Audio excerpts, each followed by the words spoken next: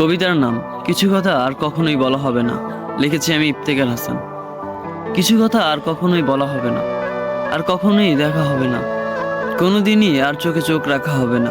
তুমি আমায় ভালো নাই বেসে আমার প্রিয়, তবে আমি তোমায় ভালোবেসে হয়ে গেলাম তোমার অপ্রিয়।